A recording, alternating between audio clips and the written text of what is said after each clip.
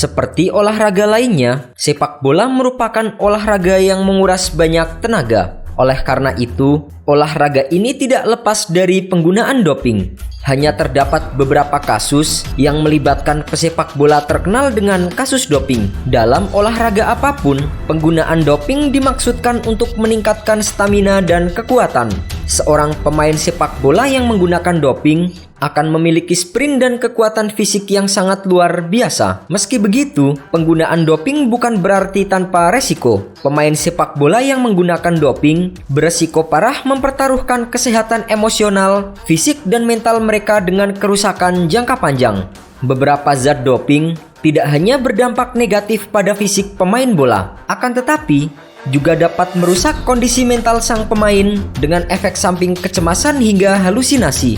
Beberapa pemain sepak bola tergoda untuk menggunakan doping agar meningkatkan peluang mereka untuk menang. Atlet muda di awal karir mereka sangat rentan terhadap tekanan tersebut. Selain itu, penggunaan doping juga terjadi saat para pemain bola mengalami cedera yang cukup serius. Pemain yang mengalami cedera parah banyak yang tergoda untuk melakukan doping dengan harapan dapat mempercepat proses penyembuhan mereka. Selain itu, pengujian doping dalam sepak bola juga sangat jarang dilakukan dibandingkan dengan cabang olahraga lainnya. Salah satu pernyataan mengejutkan dilontarkan oleh Lotfi El Bouchidi kepada laman Vice. Lotfi El Bouchidi sendiri merupakan mantan pesepak bola profesional yang pernah merumput di Swiss, Spanyol hingga Jerman. Sepanjang karirnya sebagai pesepak bola profesional, Lotfi menemukan kelemahan dalam sistem tes doping. Menurutnya, tes doping dalam sepak bola jauh lebih longgar daripada tes serupa di cabang olahraga lainnya. Ia mengaku bahwa ia dan kawan-kawan satu klubnya jarang menjalani tes doping.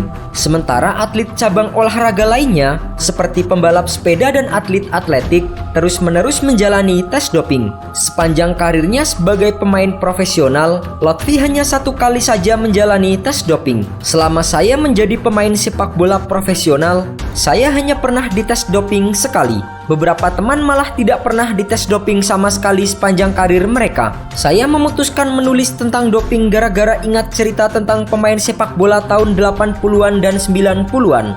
Dulu, mereka disuntik dengan segala macam obat-obatan. Sekarang, mereka mengalami macam-macam masalah kesehatan ekstrim, tutur Lotfi El Bouchidi kepada laman Vice. Ia juga menyatakan bahwa dirinya merasa tidak yakin jika semua pemain sepak bola benar-benar bersih dari praktek doping. Kalau menurut saya, hampir tidak mungkin mereka tidak melakukan doping.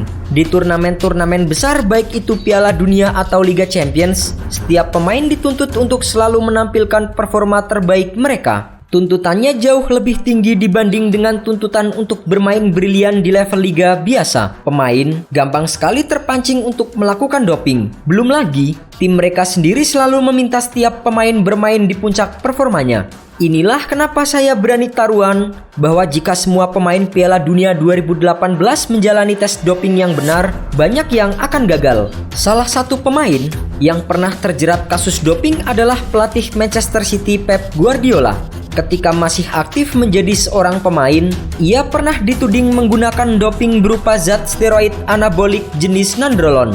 Ketika itu, ia tengah bermain di Serie A bersama dengan Brescia. Komite Olimpiade Italia atau KONI kemudian memanggilnya untuk memenuhi tuntutan jaksa atas dugaan tersebut. Pep Guardiola dinyatakan positif menggunakan doping dan dijatuhi hukuman larangan bermain baik di klub maupun timnas selama 4 bulan. Namun, Guardiola membantah memasukkan zat tersebut secara sengaja. Ia mengatakan bahwa zat tersebut bisa saja berasal dari suplemen nutrisi. Untuk membersihkan nama baiknya, Guardiola mengajukan banding pada Oktober 2007. Perlu waktu hingga 6 tahun sampai Guardiola dinyatakan bersih dari tuduhan tersebut oleh Federasi Sepak Bola Italia atau FIGC. Namun pada tahun 2009, KONI beranggapan bahwa FIGC melakukan kesalahan atas kasus tersebut. KONI pun mengajukan banding dan menuntut kasus tersebut dibuka kembali. Hal ini tentu menggemparkan persepak bolaan dunia. Pasalnya, saat itu Guardiola sedang mengantarkan tim yang dilatihnya Barcelona menuju gelar Liga Champions Eropa. Namun setelah menjalani proses sidang selama 2 kali, yaitu pada 8 Mei dan 15 September 2009, Guardiola dinyatakan bersih dari kasus tersebut. Selain Guardiola, pemain bola yang terkenal menggunakan doping adalah mendiang Diego Maradona. Kasus ini juga yang kemudian membuat sepak bola mulai serius menangani masalah doping. Aksinya yang menggebu-gebu di Piala Dunia 1994 membuatnya dicurigai menggunakan zat terlarang. Setelah dilakukan pemeriksaan, Maradona dinyatakan positif menggunakan doping. Doping yang digunakan Maradona adalah zat yang membuat seorang memiliki bertenaga berlebih sehingga membuatnya sangat bersemangat. Setelah ketahuan menggunakan doping, Maradona pun dijatuhi hukuman berupa skorsing selama 18 bulan.